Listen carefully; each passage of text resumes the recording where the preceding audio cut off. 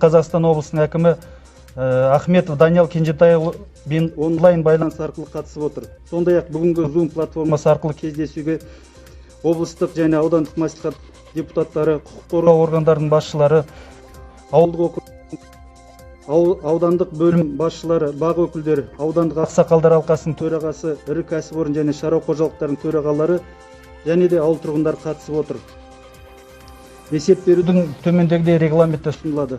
Есепті баяндамаға 20 минут, тұрғындардың сұрақтарына 20 минут, есеп беруді қорытындылауға 5 минут, есеп беруді 45-50 минутта аяқтау. Құрметті Даниял Кенжетайұлы, құрметті кездесуге қатысушылар, 2020 жылғы ауданның әлеуметтік экономикалық даму қорытындысы және алда тұрған мақсат міндеттер туралы баяндауға рұқсат етіңіздер.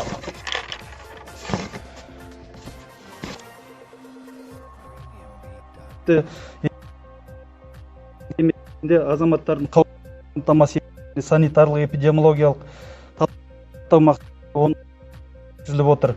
Қоғамды қатты алаңдатқан қазіргі эпидемиологиялық ахуалды облыс әкімі Даниял Кенжетайұлының білікті басшылығымен аудан халқының қолдауымен бірлесе жұмыс жасаудың нәтижесінде еңсеріп келеді. Атқарушы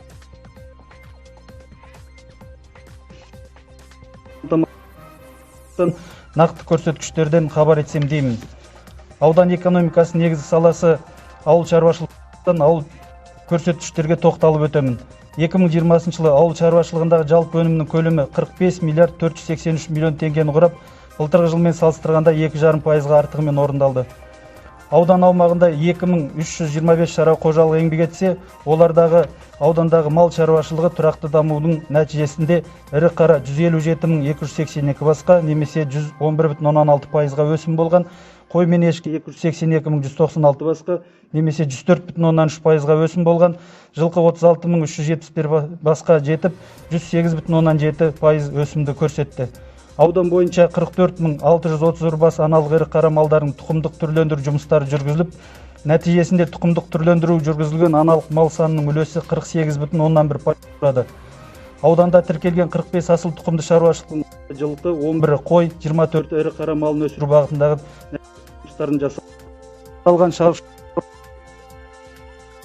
40 бас қой, 7 бас асыл тұқымды ірі қара малын сатып алып, асыл тұқымды жылқы 2350 басқа, асыл тұқымды қой саны 76.000 басқа, 76.800 басқа, асыл тұқымды ірі қара саны 24.510 басқа жеткізілді.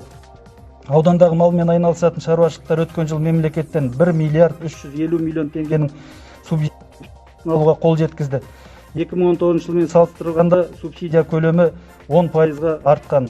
Оның ішінде асыл тұқымды ірі қара малдарын сатып алған үшін 412,5 миллион теңге, ірі қара малдарының тұқымдық түрлендіру жұмыстарын жүргізген үшін 447,4 миллион теңге, асыл тұқымды қой малдарын сатып алған үшін 129,7 миллион теңге, қой малдарына тұқымдық түрлендіру жұмыстарын жүргізген үшін 300 миллион теңге, асыл тұқымды жылқы малын сатып алу бойынша 2,1 миллион теңге, бұқашықтарды 1000 бастан басталатын мал бордақылау алаңдарына өткізуге 38,3 миллион теңге төленді.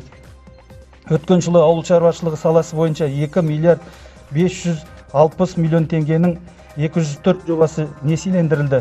Бұдан басқа 52 бірлік ауыл шаруашылық техникаларын сатып алуға 141 миллион теңге, егінжай бағдарламасы бойынша сапалы тұқымдар алуға 20 миллион теңге, әртүрлі кәсіпкерлік саласы бойынша 72,5 миллион теңгенің несиелері игерілді. Азық-түлік тауарларының тапшылығына жол бермеу және ауыл шаруашылық өнімдерінің бағасын тұрақты ұстау мақсатында Ақжар, Ақсуат, Тұғыл ауылдарының ауылдық округтерінде 2020 жылы 18 мәрте жәрмеңке өткізіліп, онда 9 миллион теңгенің өнімдері саудаланды. Жәрмеңкеде ірі қара еті және қой еті 1500-1600-ден саудаланса, жылқы еті 1800-ден саудаланды. Және де картоп, көкөніс өнімдері халыққа тиімді бағада саудаланды. Ауданның шаруашылық құрылымдары мен жеке тұлғаларға бекітіліп берілген жер көлемі 1.695.000 гектар. Ол барлық жер көлемінің 71%-ын құрап отыр. 2020 жылы Тарбағатай ауданы бойынша космостық мониторинг жүргізіліп, 514.448 гектар ауыл шаруашылығы мақсатындағы жер телімі мақсатына сай пайдаланылмай отырғандығы анықталып, 12.000 гектар ауыл шаруашылығы мақсатындағы жер телімі мемлекет меншігіне қайтарылып алынды. 2020 жылғы аудан бюджеті 15 миллиард 953 миллион теңгеге нақтыланып, жыл соңында бюджет қаражатының игерілуі 99,9 пайызды құрады. Жергілікті бюджетке түскен меншікті кірістердің көлемі 1 миллиард 340 миллион теңгені құрап, өсу қарқыны өткен жылмен салыстырғанда 146 пайызға орындалған. Өнеркәсіп өнімінің көлемі 2 миллиард 2 миллион теңгені құрап, нақты көлем индексі 102 пайыз болды. Оның ішіндегі өңдеу өнеркәсіп өнімінің көлемі миллион теңге болып, 103,2 пайыз өсім берді. Секторына негізгі капитал тартылған инвестиция көлемі 10 миллиард 53 миллион теңгені құрады. Оның ішінде бюджет қаражат есебінен 3 миллиард 487 миллион, жекеменшік қаражаттар есебінен 3 миллиард 421 миллион теңге, қарыз қаражаттар есебінен 146 миллион теңге болды. Аудан бойынша жұмыс істеп тұрған шағын кәсіпкерлік субъектілер саны 3405 бірлік болып, өткен жылмен салыстырғанда пайызға өскен. Бөлшек сауда тауарларының көлемі 5 миллион теңге болып, былтырғы жылдың осы кезеңімен салыстырғанда өсу қарқыны 103,1 пайыз болды. Шағын және орта кәсіпті қолдау үшін бизнестің жол картасы 2025 және еңбек мемлекеттік бағдарламалары жүзеге асырылуда. Бизнестің жол картасы 2020 бағдарламасының екінші бағыты шеңберінде Тарбағатай ауданының 2 жоба облыстық комиссиямен мақұлданып 10 миллион теңге. Қарапайым зат экономикасы бағдарламасы мен кәсіпкерлік саласы бойынша 3 жоба нәтижесінде ауыл шаруашылық 5 миллион теңге. Нәтижелі жұмыспен қамту және жаппай кәсіпкерлік дамытудың 2017-21 жылдарға арналған еңбек мемлекеттік бағдарламасының екінші бағыты негізінде 97 жоба мақұлданып, 395 миллион теңгенің несиесі алынды. Әлеуметтік маңызы бар азық-түлік бағасын негізсіз көтермеу туралы 201 меморандум жұмыс істеп тұр. Осы жағдайды бақылау үшін аудандағы сауда нүктелеріндегі әлеуметтік маңызы бар азық-түлік тауар бағаларына үнемі мониторинг жүргізіліп отырылады. Құрылыс жұмыстарының көлемі 6 миллиард 700 теңгені құрап, жылмен салыстырғанда нақты көлем индексі 147,4 пайызды құрады. Тұрғын үй алаңын пайдалануға беру көрсеткіші бойынша 11323 шаршы метр тұрғын үй салынып пайдалануға берді. Өткен жылмен салыстырғанда өсу қарқыны 125,5 пайызды құрады. Мемлекеттік жекеменшік әріптестікпен Ақсуат және Ақжар ауылдарында 2 пәтерлі 21 және 1 пәтерлі 6 тұрғын үй жиыны 48 пәтер салынды. Осы пәтерлер облыстық бюджеттен бөлінген 604 миллион теңгеге коммуналдық меншікке сатып алынып кетіп тұрған әлеуметтік аз қамтылған көп балалы аналарға берілді. Бұл үрдіс өз жалғасын алдағы жылда да табатын болады. Сондай-ақ облыс әкімі Даниал Кенжетаевның қолдауымен аз қамтылған отбасыларына тұрғын үй ретінде пайдалануға берілген Ақсуат ауылындағы Жамбыл көшесіндегі ескі аудандық аурухананың 2 қабатты ғимаратына 50 миллион теңгенің жөндеу жұмыстары жүргізілді. Аудандағы автожолдардың ұзындығы 44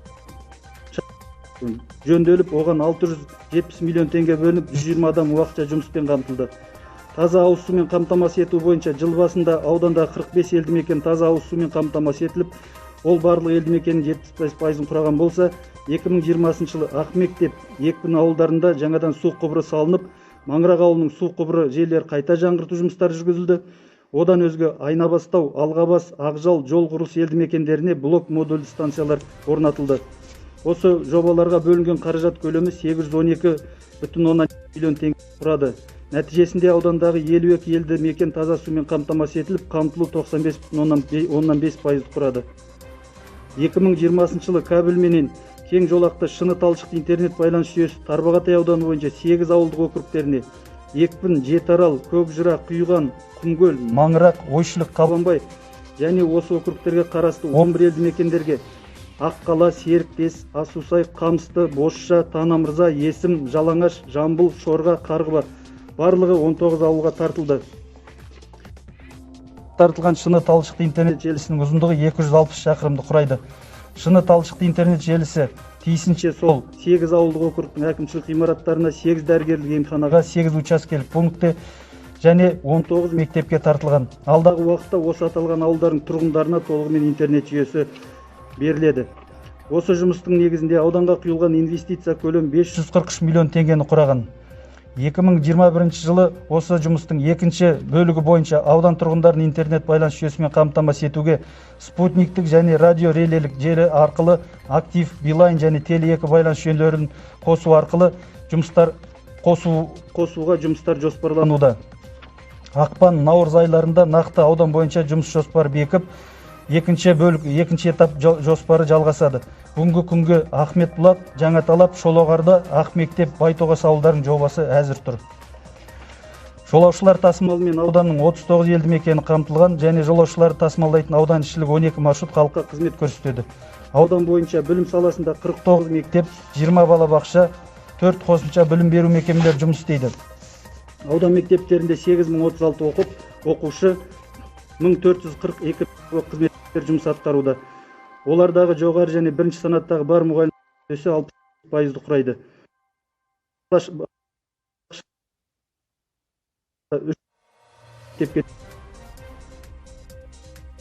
Білім беру нысандарының материалдық техникалық базасын нығайту бойынша 2 жобаға, яғни Ақжар және Тұғыл ауылындағы Уәлихан мектептеріне күрделі жөндеу жұмыстары жүргізілді. Жұмыспен қамту жол картасы 2020 бағдарламасы бойынша мектептер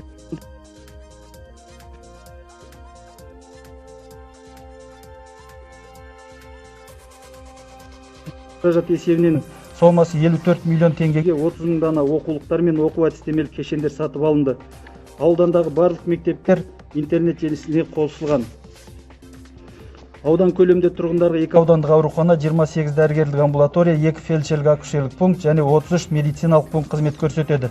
2020 жылы кешенді дамыту жоспары аясында Ақжар ауылындағы нөмір 2 аудандық аурухана ғимаратының 18 миллион теңгеге, Ақсуат ауылындағы аудандық аурухананың жылу қазандығына 38 миллион теңгеге күрделі жөндеу жұмыстары жүргізілді. Ауданда коронавирустық инфекция таралуына жол бермеу мақсатында 17 округте 17 мобильдік мониторинг топ құрылған. Аудандық ауруханалар бойынша коронавирус инфекциясы анықталғанда әрекет ету алгоритм алдын алу шаралары жасалған. Сондай-ақ Ақсуат аудандық ауруханада 50 нүктелік оттегі бекеті құрылып, облыс әкімдігі тарапынан жылжымалы диагностикалық кешен және 2 ауруханаға жиыны 8 жедел жәрдем көлігі берілді. Спорт нысандарының материалдық базасын нығайту мақсатында Имашев атындағы балалар мен жасөспірімдер спорт мектебіне 20 миллион теңге, Сайханов атындағы спорт мектебіне 30 миллион теңге, Ақжар, Тұғыл ауылдарындағы футбол алаңдарын жөндеуге 50 миллион теңге, Ақжар ипподромын жөндеуге және аспалы шаңғы жолын орнатуға 78 миллион теңгенің жұмыстары атқарылды. Аудан халқының әл-ауқатын арттыру, оларды әлеуметтік қорғау, жұмыспен қамту негізгі міндеттеріміздің бірі болып табылады. Нәтижелі жұмыспен қамтуды және жаппай кәсіпкерлікті дамытудың 2017-21 жылдарға арналған еңбек мемлекеттік бағдарламасы негізінде ветеринарлық санитар, аспаз, тракторист, машинист, визажист, маникюр шебері, экскаватор машинисі, автотиегіш машинисі, электрогазбен дәнекерлеуші мамандықтарына 156 адам оқып бітірді. Мал шаруашылығын дамыту мақсатында 75, шағын орта бизнесті дамытуға 49, жиыны 124 адамға 555 миллион мың теңгеден қайтарым берілді. Қосымша 124 жұмыс орындары ашылды. Сонымен қатар 46 адам жастар практикасына, 31 адам әлеуметтік жұмыс орындарына, 251 адам қоғамдық жұмысқа қамтылды. Жыл ішінде экономиканың түрлі салаларында 1051 жаңа жұмыс орны құрылып, 209 адам тұрақты жұмысқа орналасты. Аудан бойынша мәдениет саласында 13 мәдениет үй, 9 клуб, 23 кітапхана және музей жергілікті тұрғындарға мәдени ақпараттық қызмет көрсетіп отыр. Жұмыспен қамту жол картасы 2020 бағдарламасы бойынша 2020 жылы Құмкөл клуб үйіне 15 миллион, Қызылкесік мәдениет үйіне 5 миллион теңге бөлініп, ағымдағы жөндеу жұмыстары жүргізілді. Сондай-ақ ауыл ел бесігі бағдарламасы аясында Ақжар, Тұғыл мәдениет үйлеріне 160 миллион теңгеге күрделі жөндеу жұмыстары жүргізілді. 2020 жылы жеке және заңды тұлғаларға 56.133 мемлекеттік қызмет көрсетілді. Оның ішінде 2975-і азаматтарға арналған үкімет мемлекеттік корпорациясы арқылы, 51.068-і электрондық үкімет порталы арқылы, 2061 альтернативті қызмет арқылы, қалған 65 қызмет тікелей мемлекеттік органдар арқылы көрсетілді. Жоғары өткізу қабілеті бар интернетке қосылған ауылдық округтер әкімдері аппараттары мен ауылдық кітапханалар базасында өзіне өз қызмет көрсету бұрыштары ашылып, жауапты мамандар бекітілген. Сондай-ақ облыс әкімі Даниил Кенжетай